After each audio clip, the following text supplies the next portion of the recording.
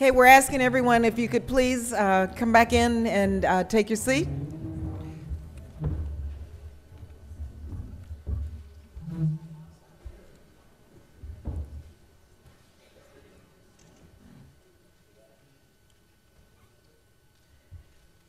Okay, thank you again. I'm Barbara Lee, Chair of the Congressional Black Caucus, and we now will move into our second panel, Disrupting the Poverty Pipeline, Examining Federal Solutions. We have invited the Obama administration officials to present with us today on the role that federal agencies are playing in dismantling the poverty pipeline. And I just have to say, in our economic recovery package, I established actually a Congressional Black Caucus Economic Recovery Task Force under the leadership of our first Vice Chair, Congressman Emanuel Cleaver. And we struggled through this, and what we did, and I want to just thank the administration and our leadership and the president for making sure that many of the provisions of the economic recovery package, those provisions were directed to the communities hardest hit. The tax cut provisions, many of the funding provisions, we directed them to all of the areas in our country, and we know many of the communities are our communities, which have lost jobs, lost health care, and continue to lose their homes. Some of the provisions in that bill included, which we made sure were there, and some asked, why would you do this in an economic recovery task force or a package? But for instance, $100 million for free school lunch programs. Kids need to eat. People are falling, as you know, deeper into poverty, our children. We did $100 million meals for our seniors, such as Meals on Wheels. We did $14.2 billion to give a one-time $250 payment to Social Security recipients and people on disabilities. We did $40 billion to extend unemployment benefits through December 31st of last year and increase them by $25 a week. And just yesterday, we passed, and it's unfortunate that we had to do this again, but we did. We passed a 13-week extension of unemployment insurance for the hardest hit states with unemployment rates higher than 8%. And so this is a very, very tough time, as you know, for many, many people. But our panel, our Obama administration, all of the Obama officials have really stepped up to the plate. Not only is this a job for them, but they are deeply committed to the mission of opportunities for all and developing pathways out of poverty. So to begin with, I would like to now direct you to our monitor up here. We're going to begin with two presentations by Secretary Duncan of the Department of Education and Secretary Locke of the Department of Commerce, who were not able to be with us here today, but would like to share with us a pre-recorded video message. So we'll bring both secretaries on, and then we'll move on with our panel. Thank you very much.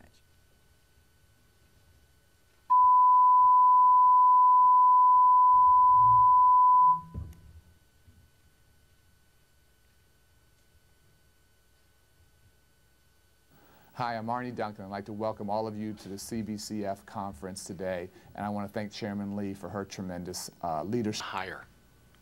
Meanwhile, American families lost ground in 2008. The median household income fell to its lowest point since 1998. This is simply unacceptable. And that's why President Obama and his administration are working relentlessly to turn things around.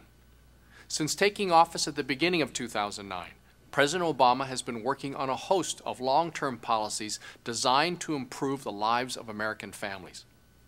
First, the President and the Congress, with significant help from the CBC, passed the American Recovery and Reinvestment Act, which provides, among other things, a $20 billion increase for the program formerly known as food stamps, and an increase in funds for food banks and WIC. Almost $4 billion in funds for the workforce investment system to support green jobs training, summer jobs for young people, and other opportunities. Tax breaks for 95% of working families, and a $1 billion increase in funding for the Community Services Block Grant. The Congressional Black Caucus has long fought for these programs, a fight the President has been pleased to join. But this administration also understands that the one surefire way to get folks out of poverty and improve standards of living across the board is to help create jobs that provide dignity and a solid family wage. That's why the Department of Commerce is focused on helping American businesses responsible for job creation. We're providing grants to build up local infrastructure for things like broadband and business and industrial parks. And we're offering direct assistance to help businesses be more efficient and find new markets abroad. In short, we're working to make U.S. businesses more competitive and viable so they can retain workers and hire even more and pay good wages. And recently, we've joined the President in a vigorous campaign to address a critical moral issue with overwhelming economic implications: health care reform. For so many Americans to be routinely denied secure health care because they don't have any insurance or enough insurance is disgraceful. We simply must reform a health care system that leaves almost 50 million Americans without care, millions more with too little care, and which is riddled with inefficiencies that pile back-breaking costs on governments, businesses, and especially families. The support of the Congressional Black Caucus has been important throughout this difficult fight, and it will be crucial as we bring it to a successful end. Thank you very much.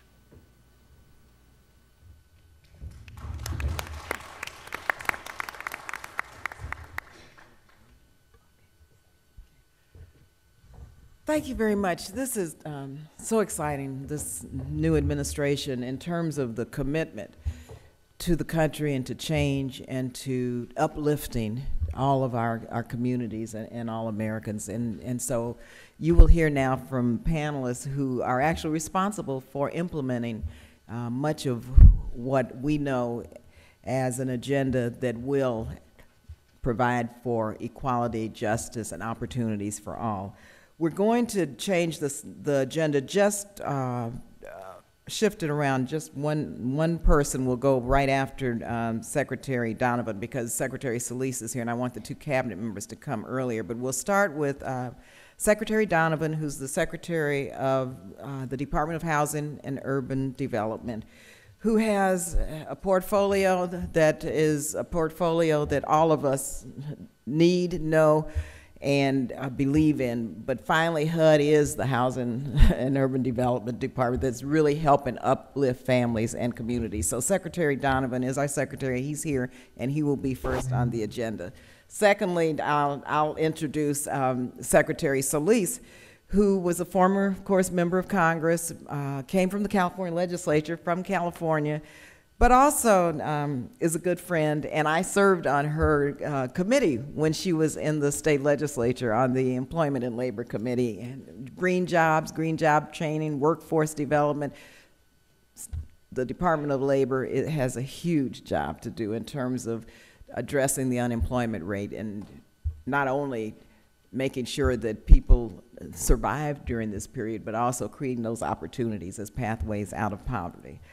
Then we will have our Deputy Secretary, John Porcari, from the U.S. Department of Transportation. And our Deputy Secretary is responsible for the day-to-day operations of the department. And of course, the Department of Transportation, under his leadership, and Secretary Ray LaHood, is responsible for all the infrastructure development, our transportation projects, the Minority Women-Owned Business Program in his department. And so we're delighted that you're here with us today. Thank you very much, John. Next, we will be hearing from our administrator, Tammy Trevino, who's with the Housing and Communities Program of the Rural Development Department of the U.S. Department of Agriculture. And many of us are just beginning to get to know the Department of Agriculture. And so we're so delighted you're here with us, because the Department of Ag is not only a department that has initiatives and funding and programs for rural communities, but urban communities can benefit tremendously from the Department of Ag. So thank you for your leadership, Tammy, and thank you for being here.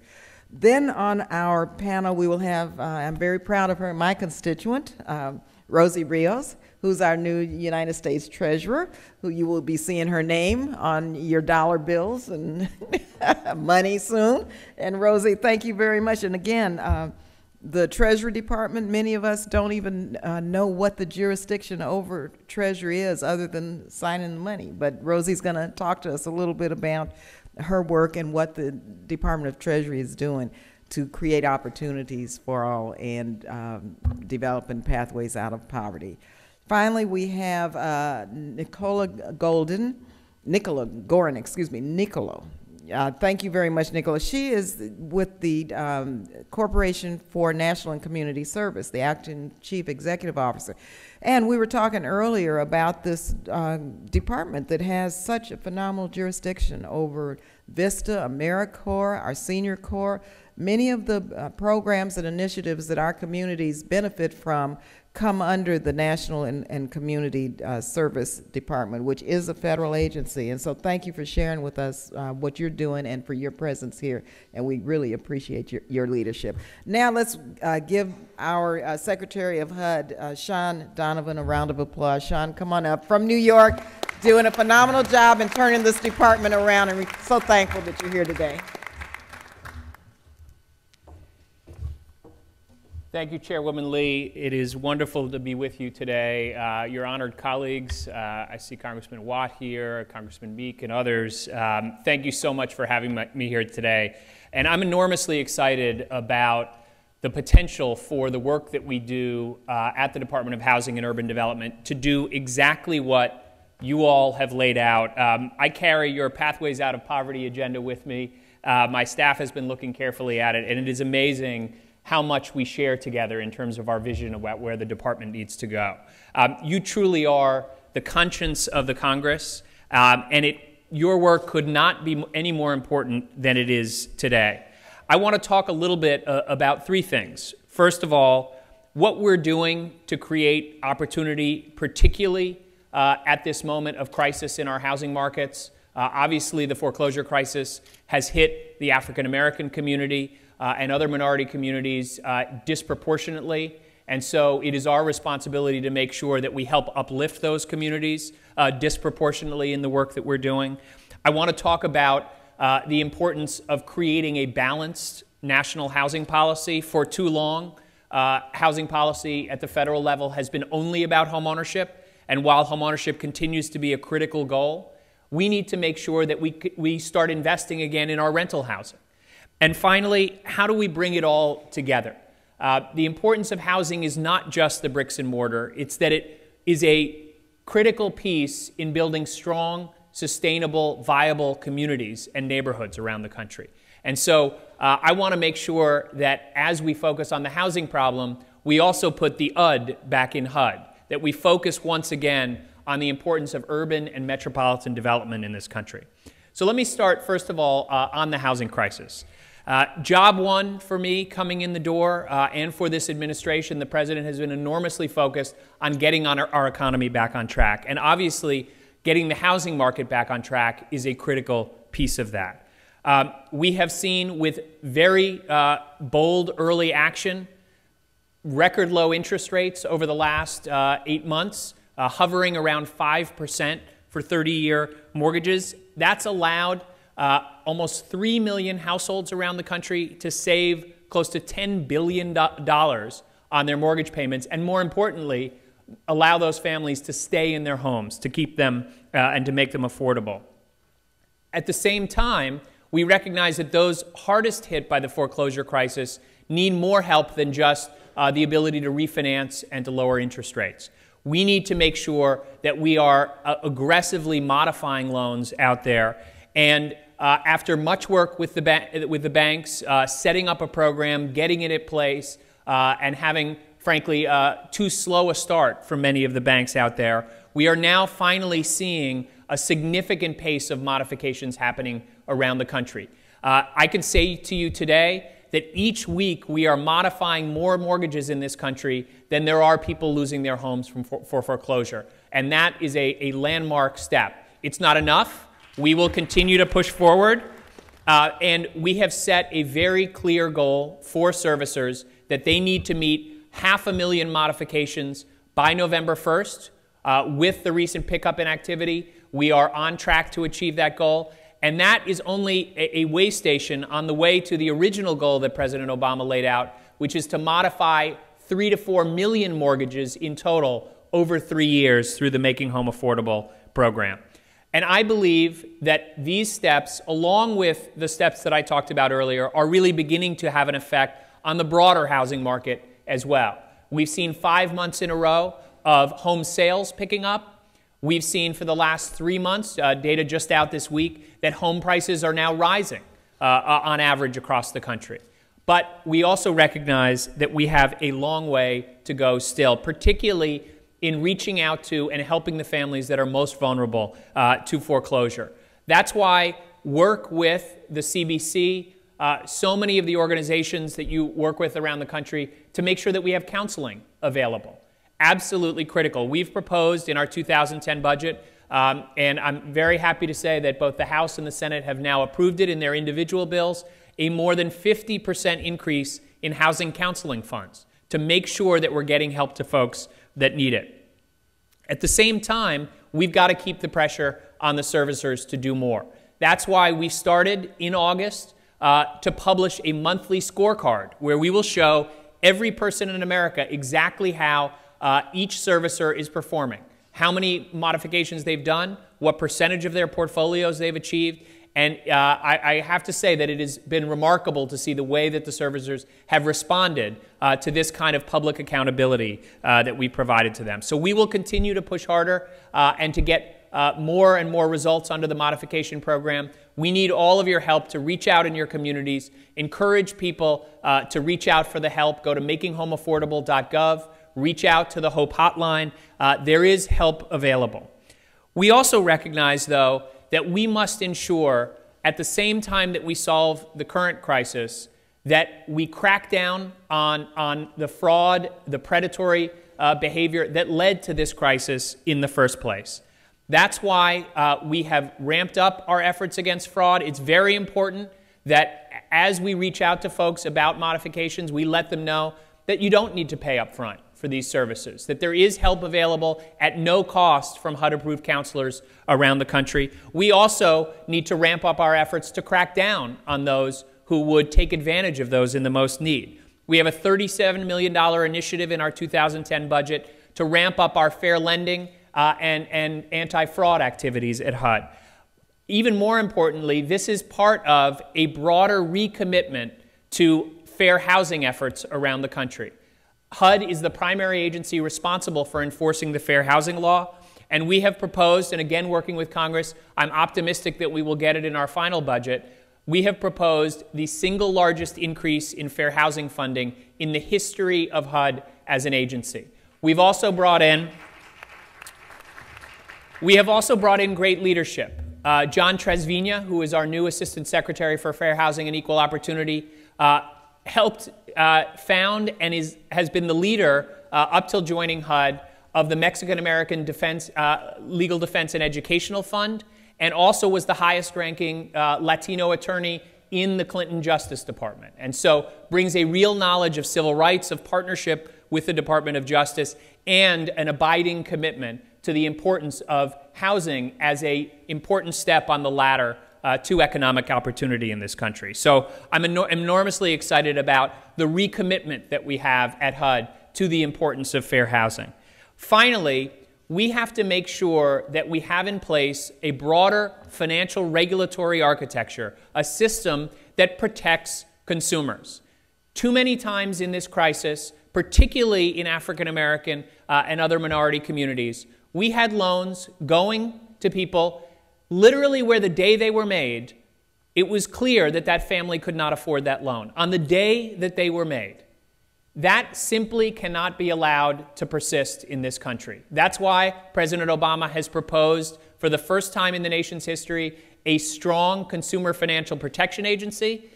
Make no mistake, it's going to be a fight on Capitol Hill to get that agency passed, but we are absolutely committed to doing it as part of broader reform of our financial regulatory system. We're going to need your help and support to get that done. But it is a critical part of making sure that we never have a crisis like this happen again in African American or any other neighborhoods around the country.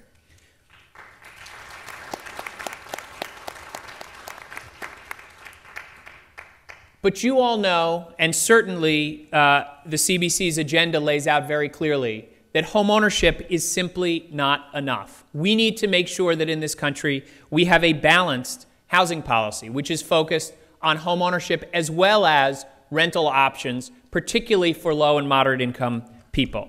That's why we have made sure to include a very clear statement beginning with the Recovery Act and then building on that with the 2010 budget, that we are absolutely committed to getting back in the business of building and preserving affordable rental housing in this country. In the Recovery Act, $14 billion for HUD, supporting primarily rental housing, public housing, and other forms of housing that is so important to low-income people in this country. And we have moved swiftly to get that money out. Within 8 days of President Obama signing the Recovery Act, we had allocated 75% of our funding, over $10 billion. And I'm happy to say this week that we announced we have now signed contracts with our Public Housing Authority and other partners around the country to actually obligate that money. What that means is that more than 75% of that money, over $10 billion, is now at work, putting people to work in low-income communities around the country, helping to improve housing that desperately needs it. That money today is helping on the recovery, but also helping to make sure that there's decent, affordable rental housing for Americans. And we will build on that with the 2010 budget. We've proposed an additional $1.8 billion for the Section 8 voucher program, one of the important specific principles that's in the CBC agenda on building pathways out of poverty. At the same time, we have proposed for the very first time to fund the National Housing Trust Fund, created last summer, an important effort that Congress joined together, and just as it was created, the source of funding through Fannie Mae and Freddie Mac disappeared. We are proposing, as President Obama committed during the campaign, to make sure that there is $1 billion of funding available for that trust fund to make it viable for the very first time. So we are very clearly saying we are back in the business of creating and preserving affordable rental housing. Finally, you all recognize that housing is about more than just bricks and mortar. When you choose a home, you choose much more than a home. You choose a school for your children to go and get a decent education. You choose access to jobs. You choose access to services, public safety. You choose, in sum, a community and the access to opportunity that that community brings. And that's why it's so important that the work that we're doing connects so closely to the work of so many of the departments that are represented here today. You heard from Arnie Duncan. We're proposing in the 2010 budget to dramatically expand the successful Hope 6 program into something we call choice neighborhoods. What it would do is to go beyond just a focus on public housing to rebuilding entire neighborhoods of concentrated poverty in close contact with the work that Arnie Duncan is doing on what he calls promise neighborhoods. Many of you may know the Harlem Children's Zone and the success it's had in New York. I worked very closely with the Harlem Children's Zone when I was there. We want to replicate the success of an effort to help children literally from the day they're born until the day they go to college, make sure they have the resources and the support they need, just as they did in the Harlem Children's Zone. We are going to support that through our work in Promise Neighborhoods and link it up with the work that we're doing in our Choice Neighborhoods effort as well. It's critically important that we use the efforts of the Recovery Act to create jobs in communities, particularly that have been the hardest hit by this economic crisis. That's why we've joined with Secretary Solis, using the billions of dollars that we're investing in public housing, and for the first time in a long time, enforcing the requirements that those monies be used to help low-income people, residents of public housing, get access to the jobs that they create. We call it Section 3, but you call it just the right thing to do. And we're making sure that we're enforcing that closely with the Department of Labor. We're working closely with John Porcari and Secretary LaHood to make sure that where we're rebuilding communities, we're also making sure there's decent transportation that gets access to the jobs, to schools, to all of the aspects of opportunity that I talked about before. Think about the fact that today, the average working family spends almost 60% of their budget, 60%, on housing and transportation combined. We have to make sure that there are better options available, particularly in low-income and minority communities around the country, and we are doing that in partnership with the Department of Transportation. And finally, we need to make sure that health is closely linked to what we're doing on housing. Think about the fact that the leading cause of personal bankruptcies in the United States is healthcare costs that are unaffordable. Almost half of the foreclosures that happen today are caused in part by financial issues that stem from extreme medical costs for families in our country. So if we're truly going to create sustainable communities, if we're going to help fight this foreclosure crisis, we have to make sure that in the end, we are fighting the fight on health care reform as well. And that's why one of the reasons why the President is so committed to getting it done and why all of us are working so closely together to make sure we get real health care reform in this Congress. Let me close just by saying that we are absolutely committed to an agenda to help make sure that there are pathways out of poverty. Too often in this country, what we find is that you can predict the life chances of a child by the zip code that they grow up in. It is simply not right in this country that simply by the zip code somebody grows up in, you know whether they have the chance to graduate from high school or college, to go on to success in their later life. And we are absolutely committed to breaking that link at HUD, to making sure that there is broad opportunity available. Let me close with just one demonstration of that.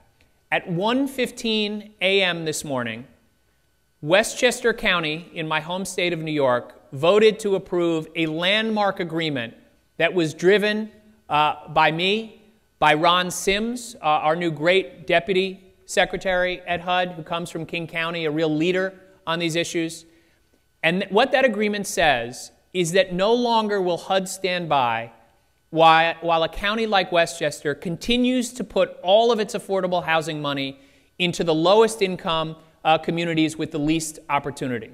We demanded that if they were going to continue to receive our funds, that they take $50 million to create 750 units of affordable housing broadly dispersed within the county of Westchester. So at the same time that we continue to fight the fight on fair housing, we need to affirmatively further fair housing as well to make sure that there are decent housing opportunities available in communities of opportunity.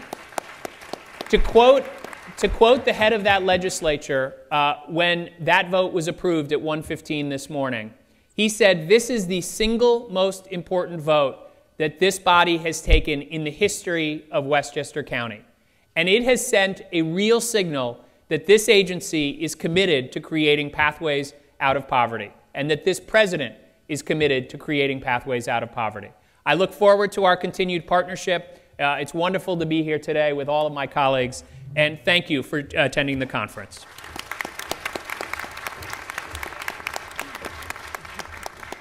Thank you, Mr. Secretary. You certainly have given us a glimpse of what change really is about. Let me take a moment to recognize, Secretary mentioned Congressman Mel Watt from North Carolina, and Mrs. Watt. Why don't you stand and give them a round of applause? We wouldn't have Hope 6 if it weren't for Mel Watt, former chair of the Congressional Black Caucus, great friend, great leader. Thanks again for being here. Let me now bring forward my friend and colleague, Secretary Hilda Solis from, of course, the great state of California. Thank you. Thank you, Barbara. Thank you, Congressman Watts, for allowing me and the CBC, a great friend for so many years, to welcome and allow me to come and speak to you this morning. It's been some time since I've been here on the Hill, and it's a beautiful facility. This is the first time I'm actually in this auditorium, and I think about all the things that happen across the way in that House of Representatives, and how many years your chairwoman, Barbara Lee, and I talked about trying to affect change in our country, whether it was health care, education, housing, and now jobs. As a labor secretary, I am very proud to have been nominated by President Barack Obama to be the first Latina in the history of our country to serve as Labor Secretary.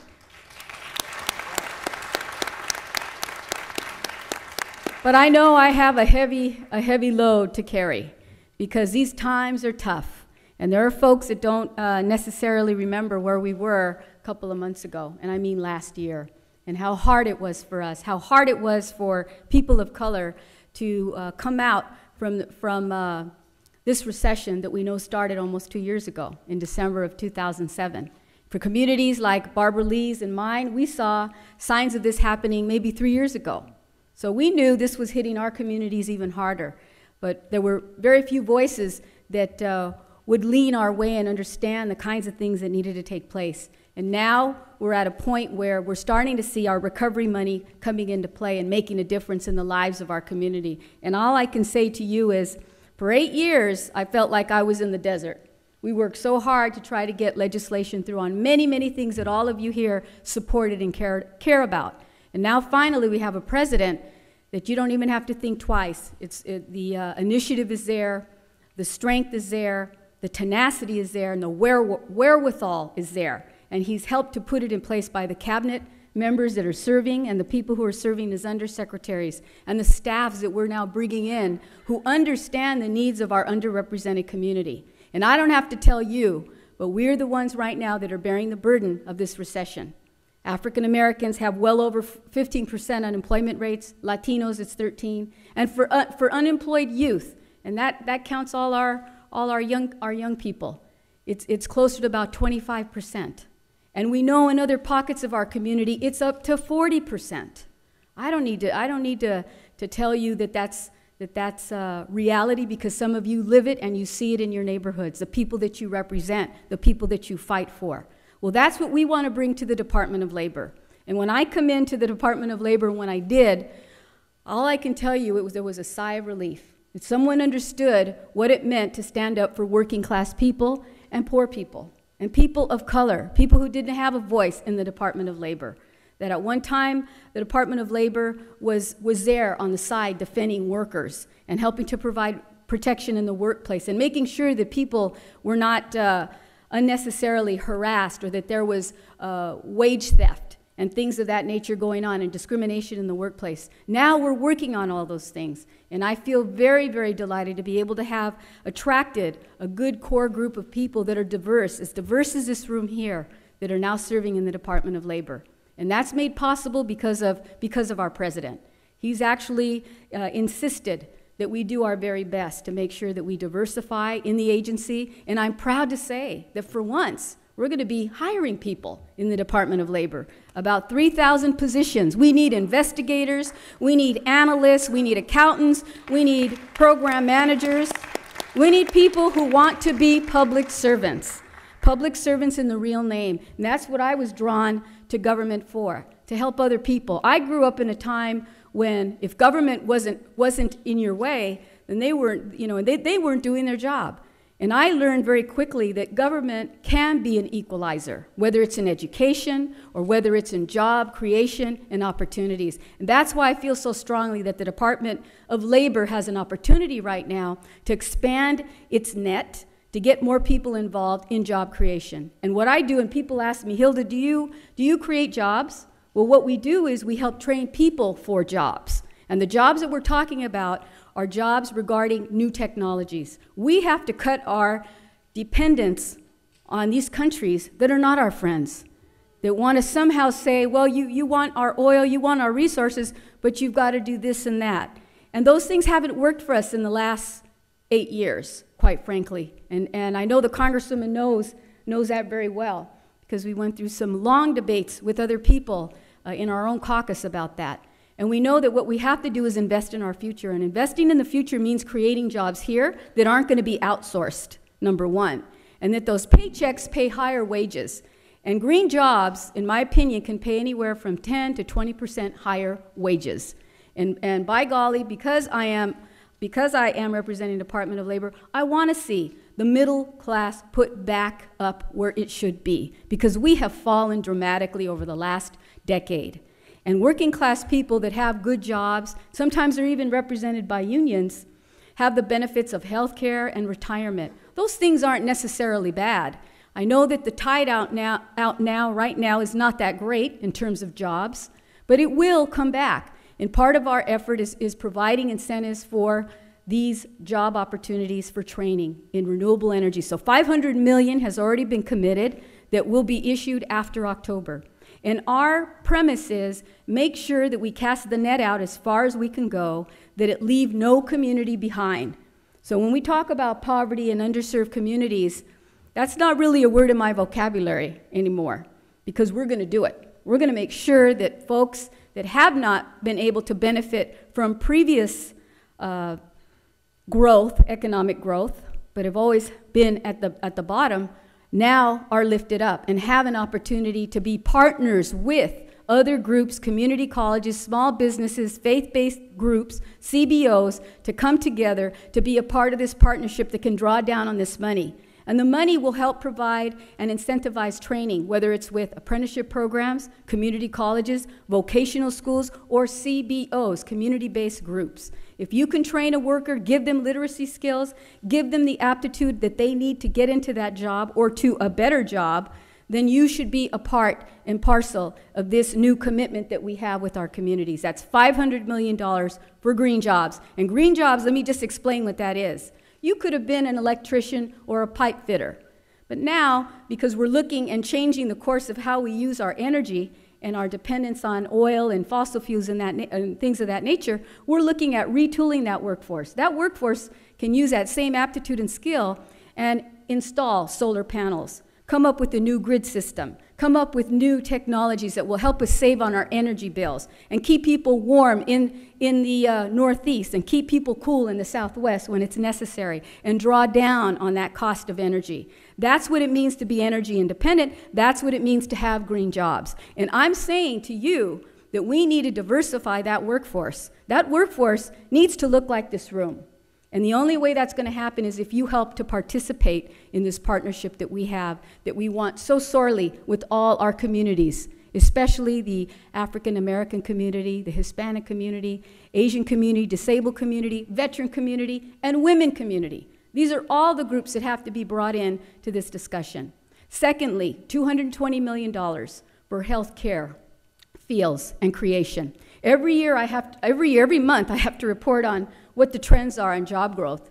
And people say, well, gee, there really isn't a lot of job growth happening. We're losing jobs.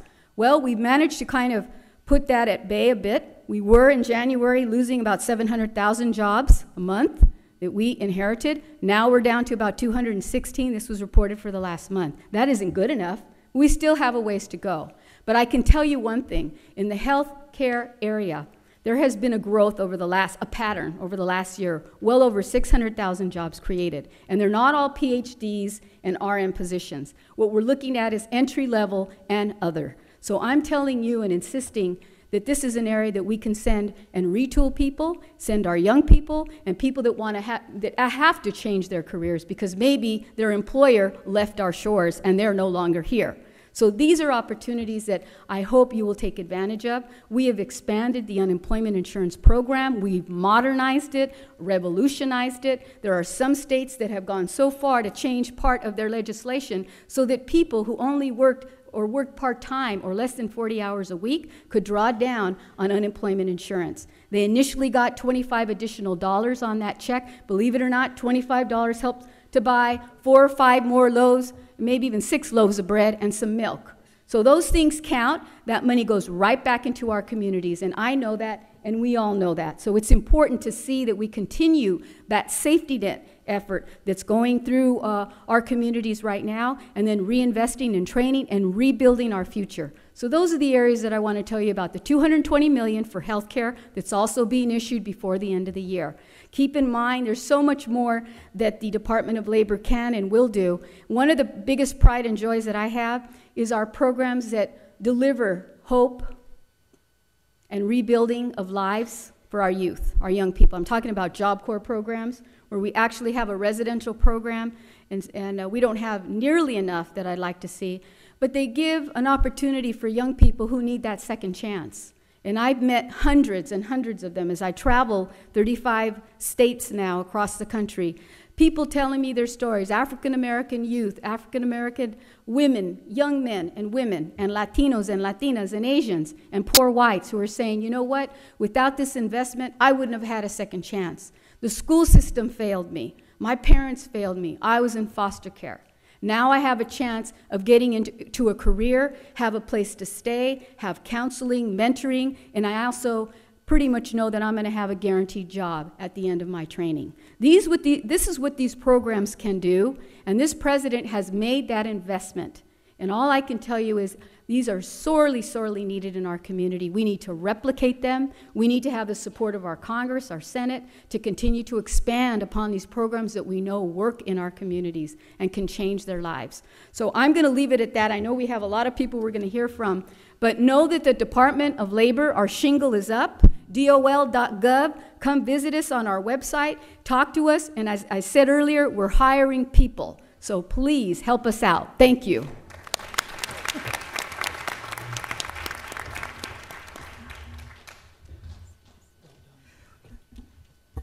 Secretary Solis, first, let me thank you again for your presence here, but also for the way you approach your job. I mean, this woman, as you hear, is passionate about it. She's committed. And again, we're seeing what change is really all about from the inside. And thank God for President Obama and for his appointments. It's been unbelievable.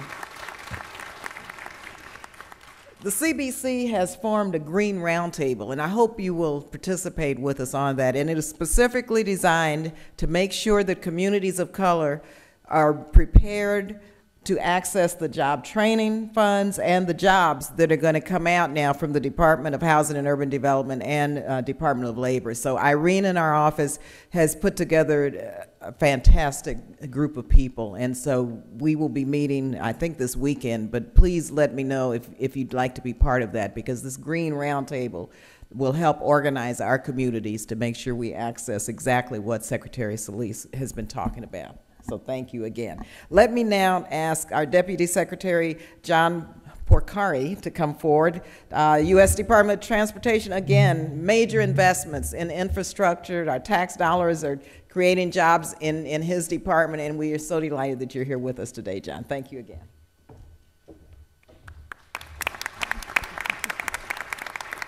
Thank you, Chairwoman Lee, and it really is a pleasure to be here today, and I have to tell you, it's an honor to be part of this team and to have that shared sense of mission.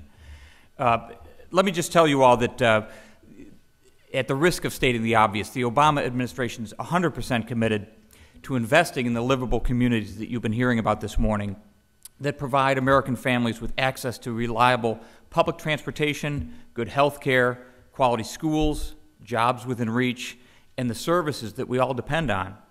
Families with limited means should not lose out because they don't own a car. I know this is a little bit different for transportation, but as Secretary LaHood likes to say, this is not your father's Department of Transportation. They shouldn't lose out because affordable housing near employment and job training centers is in short supply. They shouldn't lose out because they live in cities that lack decent sidewalks, bike paths, parks, reliable transit service, and ready access to schools, hospitals, and stores. Low-income seniors and people with disabilities should not be cut off from their communities, from recreation, from the services they depend on because there's no transportation available.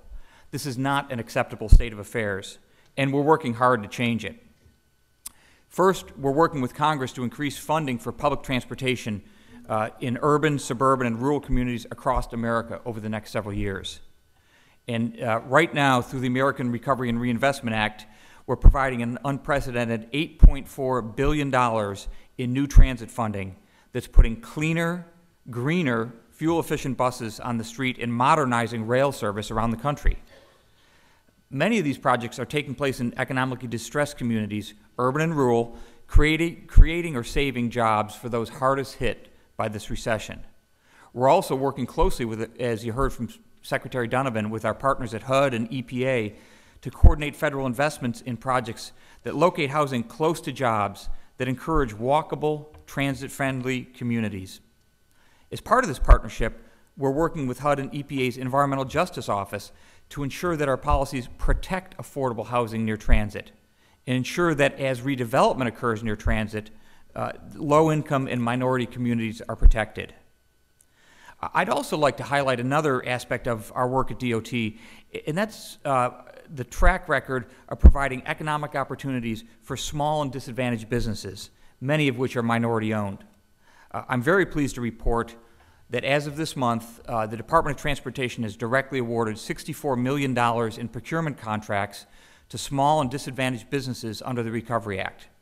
That's about 1/3 the value of all the Recovery Act contracts that have been awarded directly by DOT so far. And if you drill down and look closer, you see that 8A firms alone received over $16 million in contracts, nearly 10% of our direct recovery procurement expenditures. On top of that, many small and disadvantaged businesses are winning state and local subcontracts on hundreds of stimulus projects around the country. Secretary LaHood has talked directly to the governors and the transportation secretaries around the country to emphasize this as a priority. And to ensure that small and disadvantaged businesses can successfully compete for work on these projects, we've worked closely with Congressman Cummings to establish a $20 million Disadvantaged Business Enterprise Bonding Assistance Program. This is one of the key impediments for minority and disadvantaged businesses. Under this program, DBE companies can be reimbursed for bonding premiums and fees. We think this is a tremendous opportunity to help level the playing field for businesses that have less capital than their larger competitors. And we're very grateful to Congressman Cummings for his sponsoring this valuable initiative. We're committed to continuing effective outreach programs throughout DOT because we need to train and groom a new generation of future transportation leaders. This is an important part of what we do for the future. Think about the examples. In the United States Merchant Marine Academy, for example, and all the state maritime academies around the country, we've been aggressively recruiting minority students for years with great success. The Federal Highway Administration has engaged now a generation of school children and college students through the Garrett Morgan Transportation and Technology Futures Program. It's a program named in honor of the African-American inventor of the traffic signal, Garrett Morgan. And earlier this week, at Spelman College in Atlanta, Secretary LaHood unveiled a new pilot program offering hands-on experience and guidance to girls and young women who can become our future air traffic controllers, our future highway engineers, our future pilots, our future ship captains.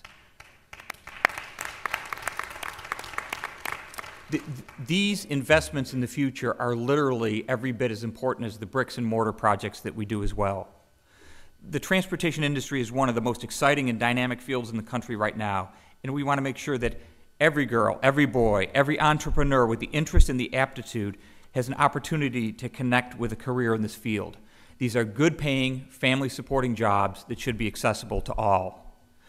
There's no question that our nation still has a long way to go to create truly equitable society where the place you live does not limit your access to transportation, to education, to health care, or economic opportunity. We at the Department of Transportation believe that by investing in our communities and our transportation systems, we're also investing in people, their families, and their futures.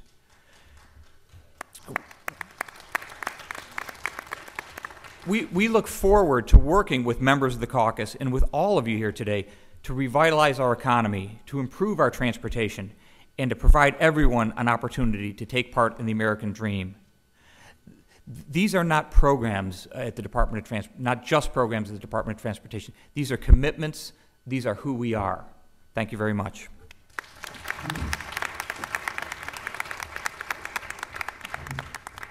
Thank you again, John, for showing us another pathway out of poverty and the opportunities that are existing for all. We've got a lot before us, but I think we're beginning to get a handle on how we move forward as a path out of poverty. So thank you for your presentation. Now, let me ask Tammy Trevino to come forward. Tammy, again, is from our Housing and Community Program with the Rural Development Department of the U.S. Department of Agriculture. Thank you again very much. Thank you, Chairwoman Lee. And to all of you out there, thank you for having me and for inviting me. I'm really humbled when I look around the room. It's very obvious that the expertise in this room is amazing. Every day that I go out there and I'm working in the fields, I see people trying to help others, and their level of expertise and their passion for what they do truly, truly humbles what I do. So I want to thank you. I can tell that you and the audience understand the issues just by your response to all the speakers. And the panelists that came before us, they too were awesome, and I am so glad that I was here early enough that I could hear them speak. I hope that I have a chance to meet with a few of them before I leave today. Again, it is a privilege to be here and to represent the Department of Agriculture with my esteemed members of the President's Cabinet. As you know, we're here today to address the federal solutions to disrupting the poverty pipeline. I recently read in a briefing that an important dimension to poverty is time. That an area that has a high level of poverty today or this year, but not next year, is better off than an area that has a high level of poverty this year and next year and into the future. That is what we call persistent poverty. At USDA, my focus for this year will be to focus on those areas of persistent poverty that have not seen the resources. We kind of took a survey in the field of some of our state directors, and we asked them to go out and to look and see how many projects were actually getting done in the field in persistent poverty counties, because we have mountains of projects coming in because of the ARA funds. But when we did a count of how many are actually being done in persistent poverty areas, we saw that we are severely lacking.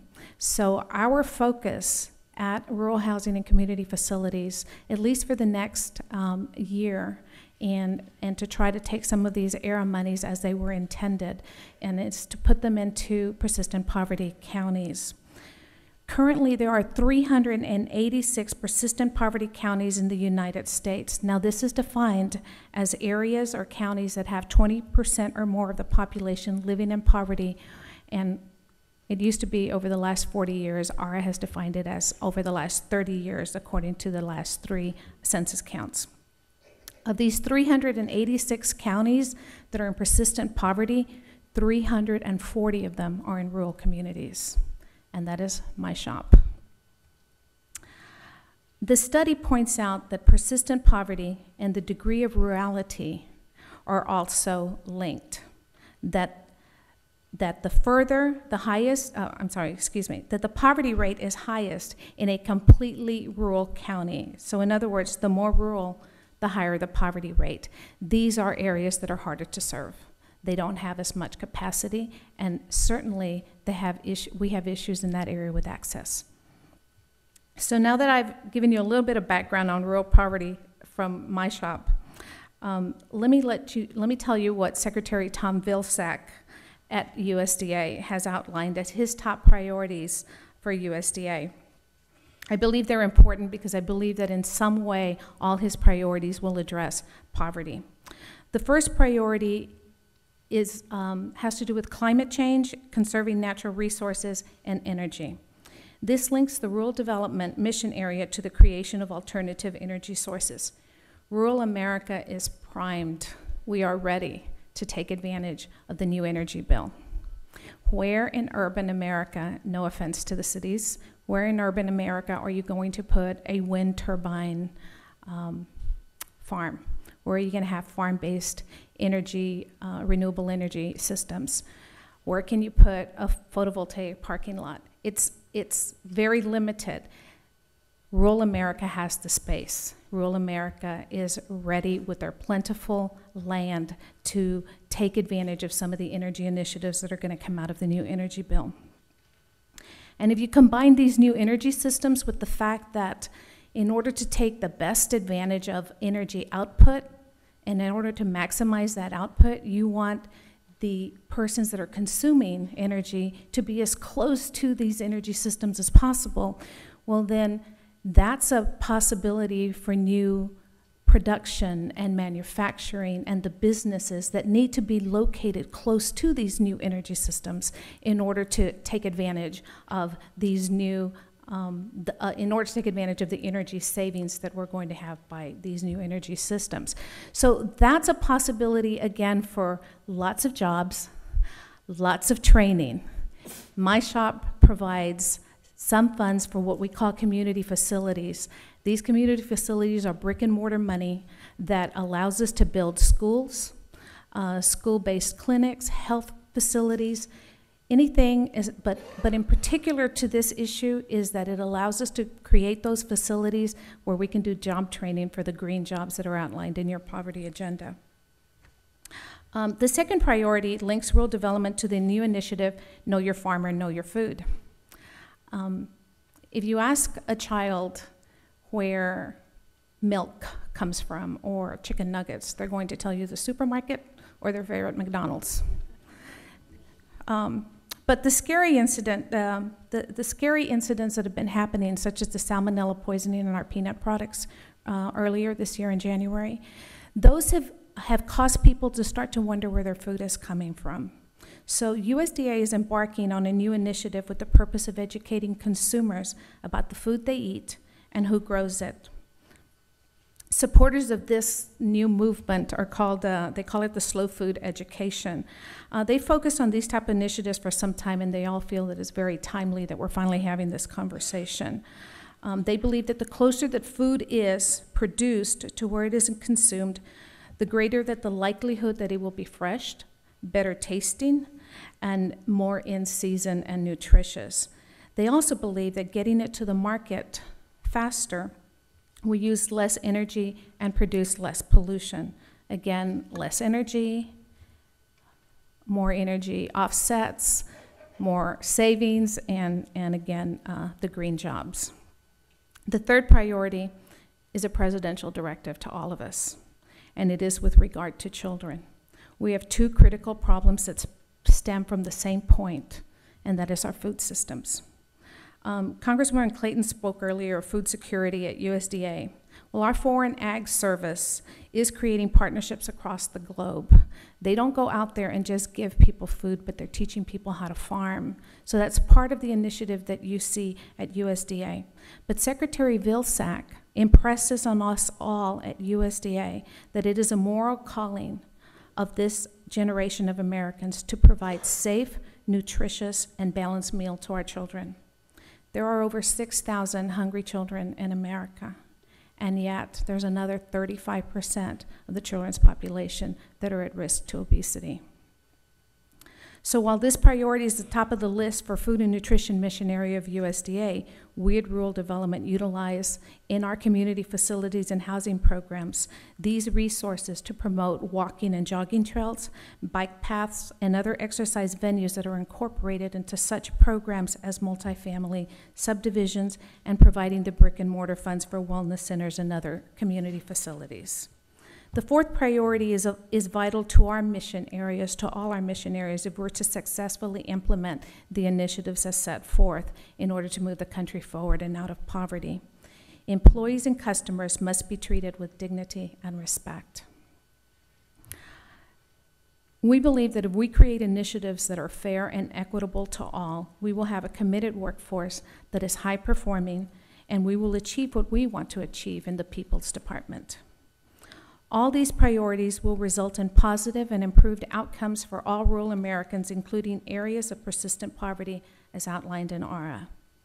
And if we sufficiently address the previous four priorities in tandem with our agency partners here, then we can successfully achieve the fifth and final priority, which focuses on wealth creation and ties directly to the work we do at Rural Development, USDA, to ensure that rural communities can create wealth so that they are self-sustaining, repopulating, and thriving economically.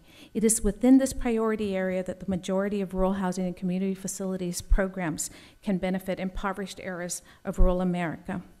The Community Facilities Program accounts for $1.9 billion in budget authority to support nearly $9.8 billion in direct loans, loan guarantees, and grants.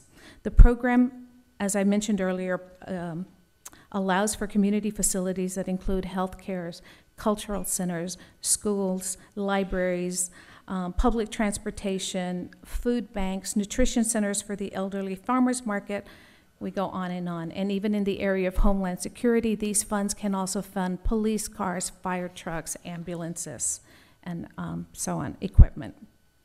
Under the housing programs, the single-family housing allows rural development to address the Caucasus poverty agenda by assisting low and very low income households with opportunities in home ownership. We currently are in the process of creating partnerships, and we will be calling on Secretary Donovan's office. His Making Homes Affordable program has been extended to USDA Rural Development out of the Treasury's office, I believe. And so we will then be working with these partners to create a similar Making Home Affordable program in rural development to be able to supply those types of services to our folks that are in need of modification to their home mortgages. One special initiative that I do want to mention before I wrap this up, because of the persistent poverty that we're seeing out there and because of the lack of access that people have in those areas to the resources that we provide, we're creating something called the Direct 502 Outreach. This outreach program is a pilot program that will take place in about 25 to 30 counties across the United States. The focus will be on underserved areas and to include the Mississippi Delta, the Appalachia, the southern states of the United States, and the southwest border colonias. The goals are to provide relief and assistance to the field with regarding processing of these home loans, to ensure that at least 10% of the ARA funds are used in the targeted area, and to assist in fully utilizing all of the ARA funds. In order to accomplish these goals, intensive outreach efforts will be made in targeted areas throughout the year up to September of 2010. All of the temporary hires will report to the national office, to me, so that I know, are they really targeting the areas that need to be targeted? However, loan activity generated will be credited to the state wherever the loan comes from so that we don't have that competition with our state directors. We will soon be advertising these positions, and we've developed an aggressive timeline with how to bring them on board.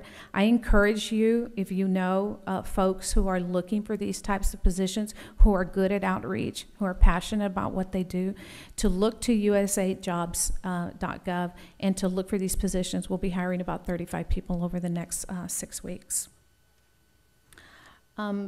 It's important for us to know, and the reason I mention that, it's important for us that we find individuals in these positions that are representatives of the areas that we're going to serve. And so we will go out into your communities to do some promotion.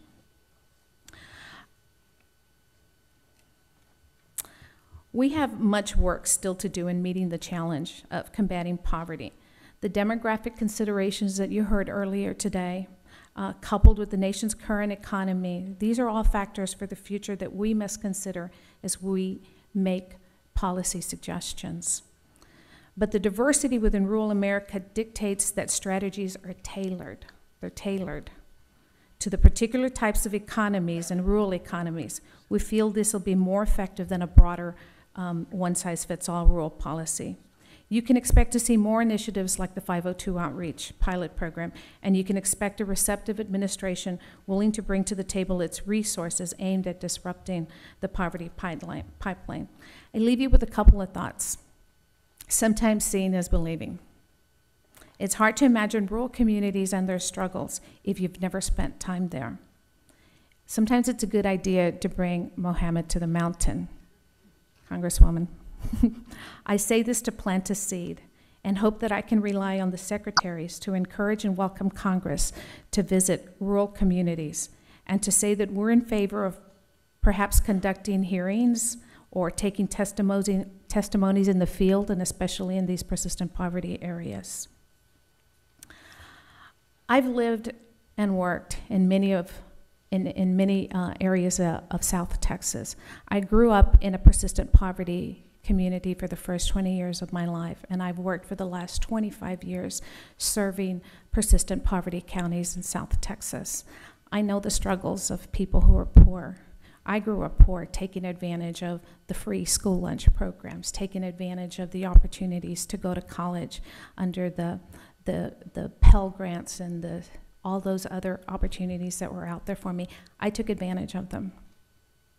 So I understand all the issues that we have now. For the last 25 years, I've worked in these rural communities, understood the struggles that people have. I started out in the healthcare field, so I understand the healthcare challenges that we're having. And in the last 10 years, I've worked in housing and community development. I say this to let you know that I'm an advocate for what you do. Please visit with me, let me know what you need. This is a two-way street. Yes, we're here to help you, but President Obama believes in a bottoms-up approach, so we're also here to listen to you. Thank you very much.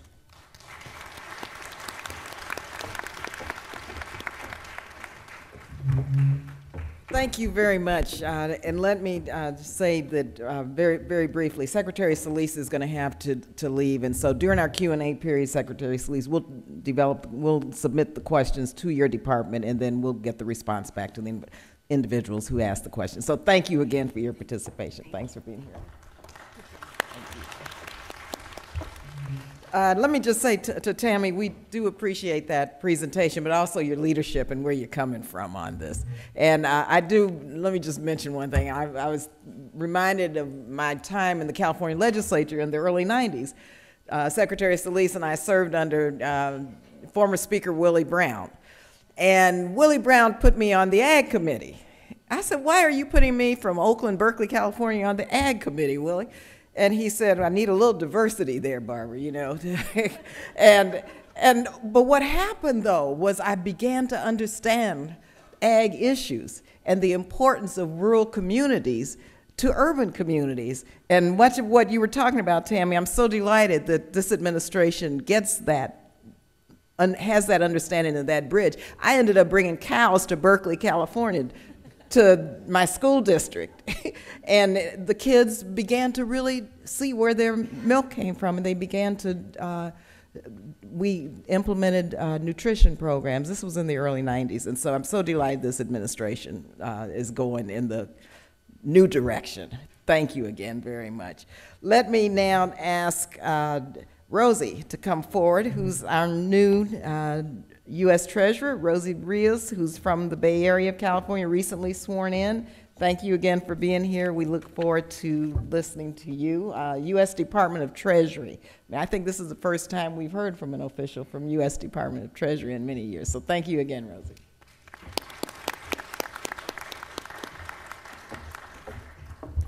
Thank you so much, Congresswoman Barbara Lee, and it was definitely an honor to be here today. And I'd like to thank the Congressional Black Caucus for extending this invitation to the Department of Treasury. I do also want to mention I'm very grateful to the administration for this presidential appointment. I'm actually the first Latina appointed by a Democrat to be the U.S. Treasurer, so I carry that flag very proudly. Thank you. Thank you. I do want to mention it is definitely a new day in Treasury, and I want to provide a little bit of perspective that I think is relevant to this discussion in that, Congresswoman Lee, you mentioned my role, and to clarify what my role is in Treasury. It's actually a very exciting time. I can't imagine being anywhere else, quite frankly. I had the opportunity to serve in Treasury as part of the transition team right after the election in November, so if you can imagine, it was definitely in the eye of the storm. And one of my major responsibilities among many was I oversaw all the external stakeholder outreach on behalf of Treasury and the Federal Reserve. So if you can imagine during that time frame between November and January, everyone and their mother wanted to meet with Treasury to give their suggestions and recommendations to the administration. My joke is the red hat Lithuanians, wanted to come in, and it's not far from the truth.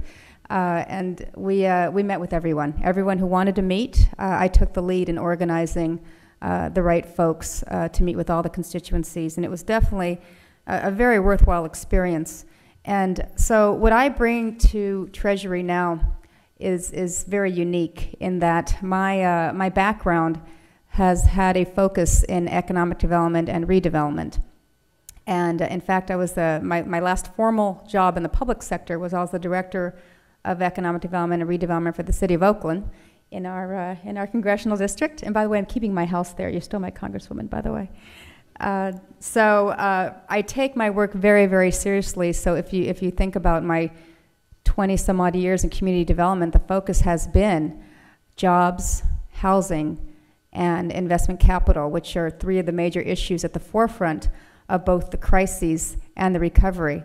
So I actually have found this team in Treasury to be extremely, extremely engaging. And obviously a lot of the issues that I had mentioned are at the pinnacle of these discussions in terms of the next steps. And so since I've come on board, officially sworn in about a month ago, but certainly again as part of the transition team, there have been a lot of great policy discussions surrounding what has now become this new role of Treasury of developing these programs, again, in response to the crises that we inherited over a year ago. I just want to run through some information that I think is relevant to the discussion of exactly where we were and where we are today. So, as you probably recall, or maybe don't want to remember, when President Obama took office, he inherited the worst economic crises in a generation. And bear with me as I run through some statistics from that time period. At the beginning of our year, this year, our economy contracted by 6.4%, the fastest rate of decline since 1958. In January alone, we lost 741,000 jobs, the largest single-month drop since 1949. American households had lost $10 trillion in stock market and housing wealth. Banks were in crises. Home foreclosures were rising to historic levels. And you all recall that some economists were predicting the Great Depression. So today, the U.S. economy is in the longest and deepest recession in the post-war era. And that spells trouble for a lot of the policies that seek to disrupt this poverty pipeline that we're discussing today. What it means is when you have a deep recession, it pulls more people into the poverty pipeline, and a longer recession makes it harder to climb out. And as the jobless rate increases, and you heard some of the statistics from Secretary Solis, more people fall into poverty.